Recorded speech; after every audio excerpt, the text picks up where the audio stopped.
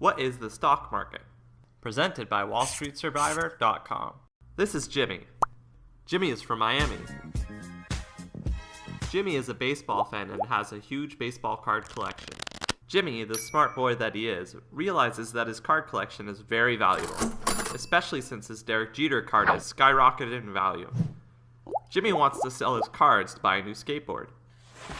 Jimmy figures his best bet is to set up shop at the local flea market, which is a place where buyers and sellers meet to exchange goods. Buyers try to negotiate with sellers to get the best possible price, but often buyers and sellers meet somewhere in the middle. Mike, a huge sports fan, spots the Jeter card and asks little Jimmy what the price is. Jimmy responds that it's $100, and Mike says that he will give him $80. Jimmy suggests they meet in the middle and settle on $90. Mike agrees, and the transaction happens with both parties satisfied. A flea market is a lot like the stock market, but instead of people selling products like baseball cards and pottery, the stock market allows owners to sell their shares of companies for cash.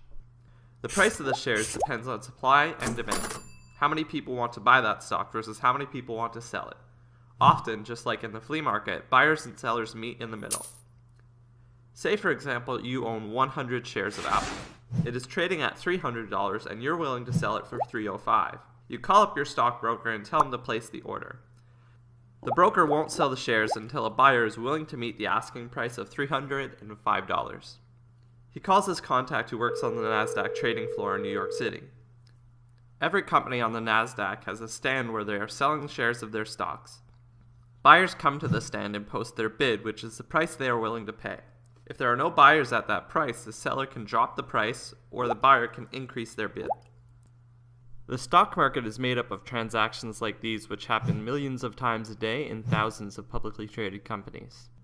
Today, most of these transactions happen electronically, but the concept is still the same. Just like Mike bought the Derek Jeter card from Jimmy at the flea market, you can buy stocks from publicly traded companies on the stock market. Are you interested in buying stocks? You can learn how risk-free on WallStreetSurvivor.com.